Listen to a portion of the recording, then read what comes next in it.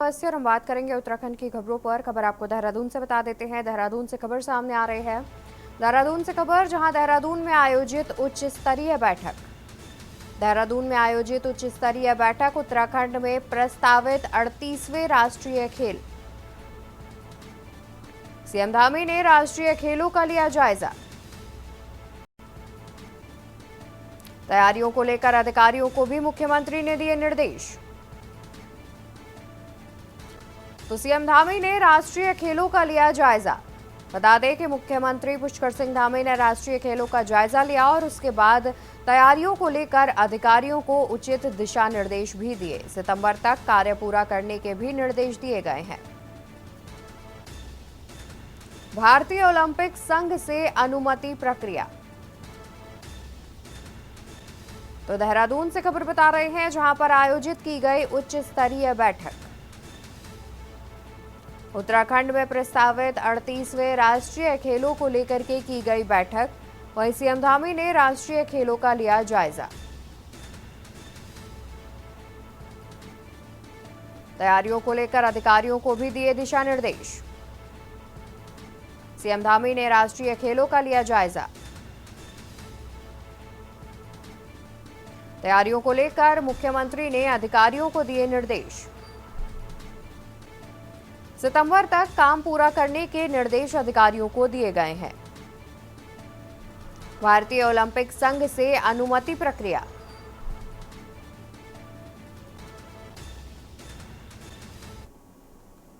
Tuberculosis एक ऐसी संक्रामक बीमारी है जो न सिर्फ मरीज बल्कि उसके आसपास रहने वाले लोगों को भी संक्रमित कर सकती है। ऐसे में प्रधानमंत्री ने टीबी उन्मूलन की दिशा में 2025 तक का लक्ष्य रखा है, जिससे पहले ही टीबी को पूरी तरह से देश से समाप्त किया जा सके। वहीं बात करें उत्तराखंड की, तो मुख्यमंत्री पुष्कर सिंह धामी ने इसके लिए 2024 का ही लक्ष्य रखा है, जिसमें कि प्रदेश को टीबी से पूरी तरह से मुक्त किया जा सके। इसको लेकर दून मेडिकल कॉलेज अस्पताल में एक बैठक भी की गई, जिसको लेकर दून मेडिकल कॉलेज अस्पताल के एमएस डॉक्टर अनुराग अग्रवाल ने बताया कि इस बैठक में सभी विभागों के एचओडी, पीजी स्टूडेंट और इंटर्न शामिल थे। इसमें व्यापक तौर पर चर्चा की गई। इसमें कुछ बदलाव भी किए गए हैं, जिससे कि दून अस्पताल में अब स्क्रीनिंग को और ज्यादा बढ़ाया जाए और टीबी के लक्षण मरीजों में पहले ही पकड़ लिए जाएं। इसके साथ ही चेन ऑफ ट्रांसमिशन यानी कि अन्य लोगों में फैलने से भी टीबी को रोका जा सके। देखिए, जैसे कि आप जानते होंगे, टीबी एक इस तरह की बीमारी है जो बहुत ही यंग लोगों को और पूरी पूरी फैमिली को परेशान या बीमार कर सकती है। तो ऐसे में माननीय प्रधानमंत्री जी का एक सपना है कि इसमें हम 2025 तक टीबी को इतना कम कर लें कि एक बड़ी बीमारी के तौर पर एग्जिस्ट करना बंद कर दें। और उसी क्रम में हमारे जो अपने उत्तराखंड के मुख्यमंत्री श्री धामी जी हैं, उनका भी एक इस तरह का एम और गोल हम लोग को दिया है कि हम 2024 तक नेशनल टारगेट से जल्दी इसको कम कर सकें। तो इसी क्रम में मेडिकल कॉलेज होने के नाते हम लोग की आज कोर कमेटी की मीटिंग हुई थी, जिसमें कुछ नए चेंजेस जो पूरे प्रोग्राम में आए हैं उनके बारे में हमने अपने सभी डिपार्टमेंट्स के एचओडीज, उनके रिप्रेजेंटेटिव। तो एक खबर कालाढूंगी से है, जहां लोक निर्माण विभाग हल्द्वानी के अंतर्गत हल्द्वानी देहरादून स्टेट हाईवे की पुलिया। इसी बीच उत्तराखंड से बड़ी खबर सामने आ रही है। पहले आपको बड़ी खबर बता देते हैं। उत्तराखंड से बड़ी खबर बता दें, जहां पर उत्तराखंड में बारिश का कहर, जीवन हुआ अस्त व्यस्त। सीएम धामी ने उत्तराखंड वासियों को किया अलर्ट। सीएम ने लोगों से सुरक्षित जगह पर रहने की अपील की है। नैनीताल, अल्मोड़ा, उधम सिंह नगर में भी दिखने लगा बारिश का कहर। उत्तराखंड में बारिश का कहर, जीवन हुआ अस्त व्यस्त।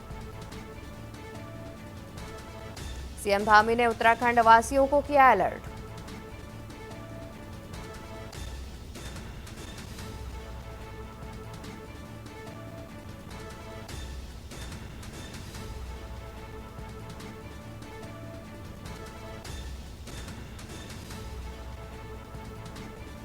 अल्मोड़ा, उधम सिंह नगर में बारिश का कहर। सीएम धामी लगातार स्थिति पर बनाए हुए हैं नजर। अधिकारियों को लगातार निर्देशित किया जा रहा। कई जगहों पर जलभराव जैसी स्थिति भी बनी हुई है। तो उत्तराखंड में लगातार हो रही बारिश से जनजीवन अस्त व्यस्त हो गया है। बारिश का कहर देखने को मिल रहा है, जहां पर मुख्यमंत्री ने भी उत्तराखंड वासियों को अलर्ट रहने का निर्देश दिया है। वापस लौटते हैं अपनी खबर पर, जहां खबर कालाढूंगी से बता रहे थे। लोक निर्माण विभाग हल्द्वानी के अंतर्गत हल्द्वानी देहरादून स्टेट हाईवे की पुलिया कालाढूंगी के पास विदरामपुर गांव के पास क्षतिग्रस्त हो गई, जिसके चलते देहरादून से हल्द्वानी आने वाली जगहों से आने जाने वाले यात्रियों को परेशानियों का सामना करना पड़ रहा है। आपको बता दें कि पहाड़ों से मैदानी क्षेत्रों में पिछले 3 दिनों से लगातार भारी बारिश हो रही है, जिसके चलते काफी मार्ग में अवरुद्ध है। और आपको बता दें कि यह हल्द्वानी देहरादून स्टेट हाईवे की पुलिया भी तेज बहाव के चलते काफी हद तक बह गई है। और सुरक्षा को लेकर कालाढूंगी एसडीएम रेखा कोहली, लोक निर्माण विभाग और राजस्व विभाग की टीमों ने संयुक्त रूप से तेज बहाव वाली जगह का निरीक्षण किया और आम जन से सतर्कता बरतने की अपील की है। वहीं कालाढूंगी एसडीएम रेखा कोहली ने लोक निर्माण विभाग हल्द्वानी के अधिकारियों को निर्देशित किया है कि जल्द ही क्षतिग्रस्त पुलिया की मरम्मत कर आवाजाही सुचारू रूप से शुरू करा दें।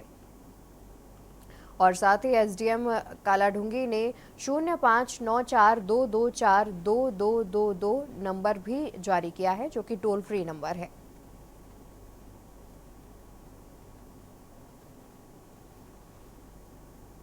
उत्तराखंड में 2 विधानसभा सीटों बद्रीनाथ और मंगलौर में उपचुनाव को अब बस कुछ ही दिन बाकी रह गए हैं। ऐसे में चुनाव प्रचार प्रसार अपने चरम पर है, साथ ही बयानबाजियों का भी दौर चल रहा है। बात करें मंगलौर विधानसभा सीट की, तो वहां पर कांग्रेस के प्रत्याशी काजी निजामुद्दीन एक प्रबल दावेदार के रूप में भी दिखाई दे रहे हैं। इसको लेकर कांग्रेस का मानना है कि इस उपचुनाव में मंगलौर सीट पर कांग्रेस ही जीत दर्ज करेगी। और इस पर प्रदेश कांग्रेस मुख्य प्रवक्ता गरिमा दसोनी ने कहा कि जहां कांग्रेस के प्रत्याशी काजी निजामुद्दीन वर्षों तक क्षेत्र की जनसंख्या को उठाते आए हैं और उनके बीच में रहकर जनहित में कार्य कर रहे हैं, वहीं भाजपा का प्रत्याशी करतार सिंह भड़ाना, जो कि बाहरी प्रदेश से आया है, उसको जनता स्वीकार नहीं करेगी। और सीट पर भारतीय जनता पार्टी ने कभी विजयी प्राप्त नहीं करी और यही हाल पूरे उत्तराखंड में भी होना चाहिए। मंगलौर की जनता ने हमेशा भारतीय जनता पार्टी को आईना दिखाने का काम किया, क्योंकि उनके साथ हमेशा सौतेला व्यवहार हुआ है। वहां के समीकरण भी कुछ इस तरह के हैं कि भारतीय जनता पार्टी की जीत संभव नहीं है।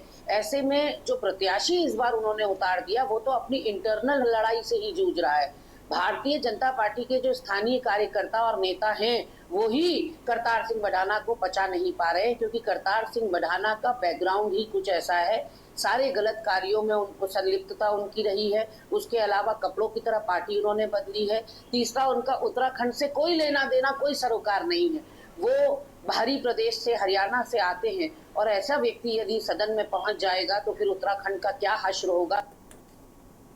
खबर विकासनगर से है, जहां आपसी लेन देन को लेकर एक मारपीट की घटना के बाद विकासनगर बाजार में तनावपूर्ण माहौल बन गया था, जिसके बाद नगर पालिका प्रशासन और पुलिस ने रेहड़ी वालों पर जबरदस्त कार्यवाही करते हुए पूरे शहर की रेहड़ियों को कोतवाली और पालिका में जब्त कर लिया। कांग्रेस का आरोप है कि जब पालिका प्रशासन ने रेहड़ी वालों को रोजगार के लिए लोन दिया और शुल्क लेकर रेहड़ी चलाने का लाइसेंस जारी किया, तो एक रेहड़ी वाले की घटना को आधार बनाते हुए पूरे बाजार में गरीब लोगों की रेहड़ियों पर जेसीबी का पंजा क्यों चला दिया। कांग्रेस ने कहा कि वो इन छोटे कारोबार करने वाले लोगों के साथ है। इस मौके पर कांग्रेस के पूर्व जिलाध्यक्ष संजय किशोर ने कहा कि बाजार में माहौल खराब करने की इस घटना के पीछे कुछ षड्यंत्रकारियों का हाथ है। संजय किशोर ने प्रशासन से घटना के षड्यंत्र में जिम्मेदार लोगों की जांच की मांग की है।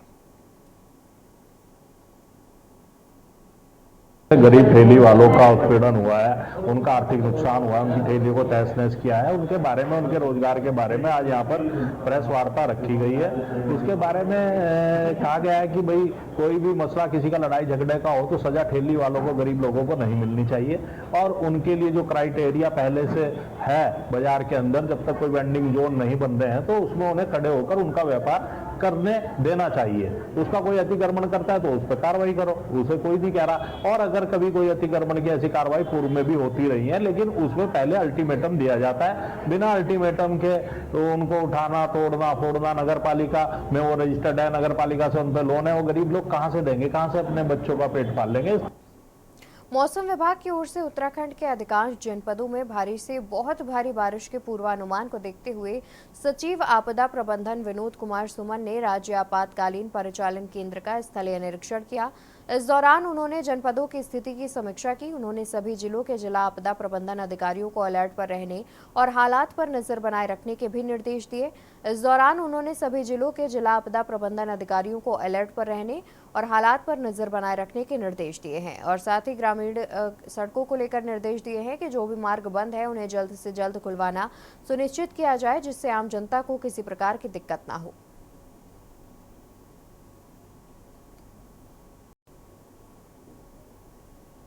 हल्द्वानी में पिछले 24 घंटे से लगातार हो रही बारिश की वजह से जहां एक ओर शहर के कई इलाकों में जलभराव की स्थिति हो गई है, तो वहीं कुसुमखेड़ा चौराहे पर जलभराव होने के बाद मौके पर पहुंचे सिटी मजिस्ट्रेट एपी वाजपेयी और तहसीलदार सचिन कुमार ने लोक निर्माण विभाग के अधिकारियों और टीम के साथ मिलकर जलभराव की स्थिति से निपटने के लिए पानी को डायवर्ट करने का निर्देश दिया और मौके पर ही काम शुरू करवाया गया।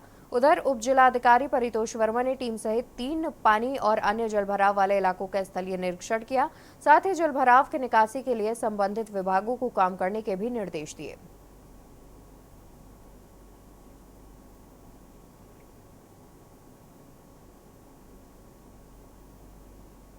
दस जुलाई को होने वाले बद्रीनाथ और मंगलौर विधानसभा उपचुनाव के लिए बीजेपी और कांग्रेस पार्टी दोनों ही अपनी तरफ से एड़ी चोटी का जोर लगा रही है। इन कड़े प्रयासों के बीच दोनों पार्टियां एक दूसरे को घेरते हुए भी नजर आ रही हैं। इस बात पर भाजपा से धर्मपुर विधायक विनोद चमोली ने कांग्रेस पर चुटकी लेते हुए कहा कि लोकसभा चुनाव के परिणाम के बाद कांग्रेस पार्टी की कमर टूटी हुई है और उत्तराखंड के अंदर कांग्रेस कहीं पर भी खड़ी नहीं दिख रही। पहले ही कह चुका हूं कि कांग्रेस की कमर टूटी हुई है और उत्तराखंड के अंदर कांग्रेस संगठन कहीं भी खड़ा नहीं दिखाई पड़ता है। जो छुटपुट बयानबाजी होती है वो नेताओं के, जो थोड़ा बहुत जिनका अपना कोई निर्वाचित प्रतिनिधि है या कांग्रेस के पदाधिकारी हैं, ये अपनी फेस सेविंग के लिए बयानबाजी करके अपनी राजनीति को बचाने का काम करते हैं। धरातल पर कांग्रेस कहीं नहीं है, ये मैंने पहले भी कहा है और आज भी मैं कह रहा हूँ, क्योंकि कांग्रेस संगठन नाम की चीज़ उत्तराखंड में अब बची नहीं है। देखिए, जहाँ तक मंगलौर का प्रश्न है, अगर भाजपा अपने संगठन या अपनी नीतियों के प्रति इतनी आश्वस्त है तो क्या कारण है कि एक आयातित उम्मीदवार हमारे सामने है जो न उत्तराखंड का रहने वाला है, उसकी जन्मभूमि उत्तराखंड नहीं, उसकी कर्मभूमि उत्तराखंड नहीं, उसके कर्मभूमि का कोई संबंध हरिद्वार से नहीं। ये अपने आप में दर्शाता है कि उनकी मंशा कुछ दूसरी है। वो केवल धन बल के प्रयोग से चुनाव लड़ना और जीतना चाहते हैं। मंगलौर के सम्मानित मतदाताओं ने लोकसभा में कांग्रेस को अपार समर्थन दिया है और ये लोकसभा का चुनाव एक बात और स्पष्ट कर गया है कि इस समय की राजनीति में बसपा का अस्तित्व समाप्ति की ओर। हल्द्वानी और नैनीताल जिले में पिछले 24 घंटे से मौसम के पूर्वानुमान के रेड अलर्ट के मुताबिक भारी बारिश हुई और अगले 24 घंटे भी इसी तरीके के मौसम रहने की संभावना है। भारी बारिश और भूस्खलन की वजह से नैनीताल में 5 राजमार्ग, जिला मार्ग सहित 33 आंतरिक मार्ग बंद हैं। इसके अलावा जिले की प्रमुख नदियों में भी जलस्तर लगातार बढ़ रहा है।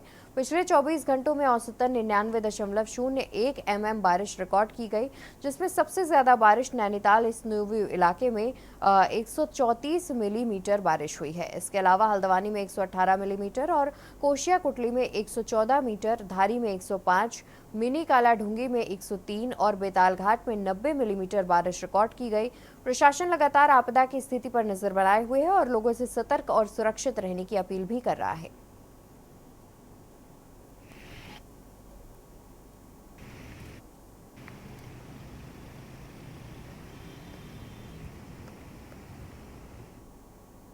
तो वहीं खबर नैनीताल से है, जहां थाना तल्लेताल क्षेत्र के लाइब्रेरी के पास झील किनारे 45 वर्षीय व्यक्ति का शव मिलने से हड़कंप मच गया। सूचना पर पहुंची पुलिस ने व्यक्ति को 108 की मदद से जिला हॉस्पिटल लेकर गए, जहां डॉक्टर ने उसे मृत घोषित कर दिया। मृतक की पहचान दुर्गापुर निवासी अजयपाल के रूप में की गई।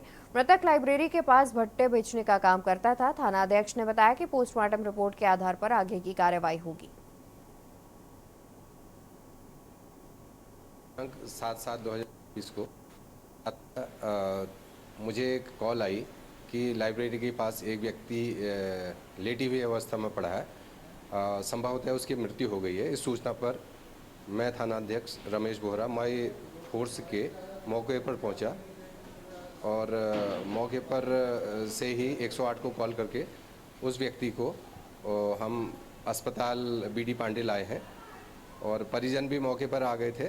तो उस व्यक्ति की शिनाख्त अजय पाल निवासी दुर्गापुर तल्लीताल नैनीताल के रूप में। गरीब तबके के लोगों को मुफ्त सुविधा उपलब्ध कराने के लिए राजधानी देहरादून के दून अस्पताल में हर वार्ड के अंदर आयुष्मान कार्ड बनवाने का अभियान शुरू किया गया। इस बात को लेकर दून अस्पताल के एमएस डॉक्टर अनुराग अग्रवाल ने कहा कि अस्पताल में लगभग 60 से 70% मरीज आयुष्मान कार्ड के जरिए सुविधाओं का लाभ लेने का प्रयास करते हैं, जिसे देखते हुए अस्पताल में कार्यरत बीएफए प्रत्येक वार्ड में जाकर जिस मरीज का आयुष्मान कार्ड नहीं बना है उनका आवेदन करवाते हैं। और साथ ही बताया कि इससे जिन मरीजों में उपचार में पैसे की कमी आती है उनके लिए ये मदद करेगा और ये सुविधा आगे भी इसी तरीके से चलती रहेगी। मैं आपको बताना चाहूँगा कि हमारा राज्य उत्तराखंड आयुष्मान योजना में बहुत ही अच्छा कार्य कर रहा है। इसमें सरकार का पूरा सहयोग है। हमारे यहाँ भी पूरी टीम है जो मरीजों की आयुष्मान कार्ड बनवाने में सहायता करती है, तथा जो भी मरीज हैं उनका अगर आयुष्मान के तहत ही हम लोग इलाज करना सभी लोग प्रेफर भी करते हैं। तो बताना चाहूँगा कि अस्पताल में कम से कम 60 से 70% मरीज आयुष्मान के तहत ही इस योजना का फ़ायदा लेते हैं। इसके अलावा जो हमारे बीएफए हैं, जो असिस्टेंट लोग हैं, इसमें वो आजकल वार्ड में जाकर हर वार्ड में जो मरीज आयुष्मान योजना के तहत नहीं है उनका आयुष्मान कार्ड बनवाने की एक प्रोसेस शुरू करते हैं कि क्या उनके पास डॉक्यूमेंट की कमी है, और वो उसमें पूरी सहायता करते हैं।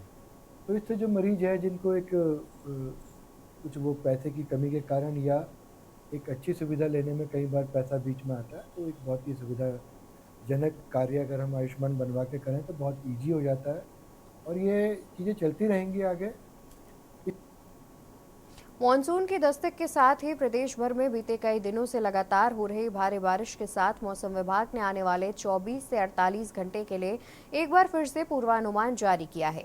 मौसम विभाग के अनुसार 7 जुलाई को प्रदेश के अधिकांश हिस्सों में भारी बारिश देखने को मिल सकती है। खास तौर पर कुमाऊं क्षेत्र के अधिकांश जिलों में इन 2 दिनों के लिए रेड अलर्ट भी जारी किया गया है। गढ़वाल के अधिकांश हिस्सों में भी इस दौरान भारी बारिश देखने को मिल सकती है। मौसम विभाग के निदेशक विक्रम सिंह ने कहा कि प्रदेश में लगातार हो रही भारी बारिश के बीच आम लोगों को सतर्कता बरतने की जरूरत है। खासकर 24 से 48 घंटे के बीच फिलहाल आवागमन अगर जरूरी हो तभी करें, वरना सुरक्षित स्थान पर ही रहे।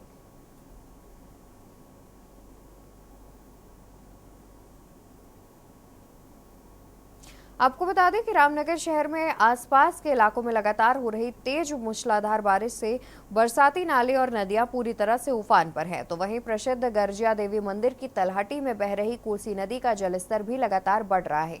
इसको लेकर इस इलाके में कोसी नदी के लगातार बढ़ रहे जलस्तर के बाद नदी किनारे प्रसाद बेचकर अपने परिवार का भरण पोषण करने वाले प्रसाद विक्रेताओं के आगे रोजी रोटी का संकट गहराने लगा है। प्रसाद विक्रेताओं का कहना है कि लगातार हो रही बारिश के बाद मंदिर के नीचे बह रही कोसी नदी का जलस्तर बढ़ रहा है, जिस कारण उनकी दुकानों को खतरा होने लगा है। और उनका कहना है कि पहले भी बरसात के दौरान कई बार उनकी दुकान और सामान इस नदी में बह चुका है, लेकिन इस बार दुकानदारों ने नदी के बढ़ते जलस्तर को देखकर अपनी अपनी प्रसादों की दुकान का सामान खुद ही हटाना शुरू कर दिया। शाम से बहुत बरसात हो रही है, पानी बढ़ता जा रहा है, कोई पता नहीं है कब ज़्यादा पानी बढ़ जाए, इसलिए सब अपना सामान बचा रहे हैं। अब ये पानी बढ़ने के वैसे सामान बता रखे, मतलब 2-3 घंटे में बढ़ सकता पानी, कोई पता नहीं है, शाम तक भी बढ़ सकता। बारिश अगर पूरे दिन रही तो पूरा भर जाएगा, ये पूरा एरिया भर जाता है। क्या आप लोगों ने दुकानें सारी खाली करके सामान कहाँ रखा है? सामान ये पुल पे रखा हुआ है, कुछ उधर ले गए हैं आगे घर पे। तो हमने यहाँ का सामान सारा उठा के जो इधर रख रखा पुल पे। ऐसे बोलो ना कि हमने यहाँ का अपनी दुकान का सामान उठा के पुल पे रख रखा है सारा, और कुछ घर ले गए अपने, कोई पता नहीं है, बाढ़ कभी भी आ सकती है। पानी का बहाव बढ़ा है, इस वजह दुकान खाली करते हैं। पानी बढ़ जाएगा तो सब सामान बह जाएगा हमारा। 2-3 बार तो बह गया, आपके साल हमने फटाफट हटा दिया। उत्तराखंड में पिछले कुछ दिनों से भारी बारिश से कई जगहों पर भूस्खलन हुआ, जिससे लोगों को काफी मुश्किलों का सामना करना पड़ रहा है। राज्य सरकार के कई विभागों के लोग शनिवार को सड़कों को साफ करने में जुटे रहे ताकि ट्रैफिक में कम से कम रुकावट हुई। देखिए इस रिपोर्ट में। उत्तराखंड में पिछले कुछ दिनों में भारी बारिश से कई जगहों पर भूस्खलन हुआ है, जिससे लोगों को काफी मुश्किलों का सामना करना पड़ रहा है। राज्य सरकार के कई विभागों के लोग शनिवार को सड़कों को साफ करने में जुटे रहे ताकि ट्रैफिक में कम से कम रुकावट आए। निश्चित रूप से जो बारिश हुई है उससे जो सामान्य जीवन है वो प्रभावित हुआ है। कुछ जगहों पे सड़कें बंद हुई थी जो कि लगातार खुलवाई भी जा रही हैं। इस समय की अगर मैं स्थिति का आपको बताऊं तो नेशनल हाईवे हमारे सारे खुले हुए हैं और स्टेट हाईवे भी खुले हुए हैं सारे। केवल धारचूला जो गुंजी मार्ग है उसमें एक स्थान 2 बैठ है, वहाँ पर केवल एक मार्ग अवरुद्ध है। इसके अलावा हमारे सारे नेशनल हाईवे और स्टेट हाईवे खुले हुए हैं। जो हमारे ग्रामीण और जिनको ब्रांच लाइन्स कहते हैं, ऐसे करीब 58 स्थानों पर अभी मार्ग बाधित है, जिनमें कि जेसीबीज वगैरह काम कर रही है और खुलवाने का काम चल रहा है। भारी बारिश को देखते हुए शनिवार को अल्मोड़ा जिले में अलर्ट जारी कर दिया गया। अलर्ट भी हमारे जो डिस्ट्रिक्ट एरिया में आ रखा है, जिसको लेके मेरे द्वारा ये जो संबंधित जितने थाने हैं, फायर स्टेशन है, इवन जो एसडीआर को उनको अलर्ट रखा गया है और किसी भी परिस्थिति में तैयार रहने के लिए तथा साथ में जितने उपकरण हैं उनको ठीक अवस्था में रखने के लिए पूर्ण रूप से सबको निर्देशित भी कर दिया। रुद्रप्रयाग जिले में शुक्रवार को भूस्खलन के मलबे ने एक पुरानी सुरंग का रास्ता बंद कर दिया। हालांकि किसी के हताहत होने की जानकारी नहीं है। वहीं देहरादून शहर में लगातार रुक रुक कर हो रही भारी बारिश की वजह से कई सड़कें पानी में डूब गई हैं। मौसम विभाग ने उत्तराखंड के कुमाऊं और गढ़वाल दोनों रीजन के लिए शनिवार और रविवार को भारी से बहुत भारी बारिश की चेतावनी जारी की है। और फिलहाल के लिए उत्तराखंड की खबरों में मेरे साथ इतना ही। आप देखते रहिए के न्यूज़ इंडिया। नमस्कार। आप देख रहे हैं के न्यूज़, खबरों का सारथी।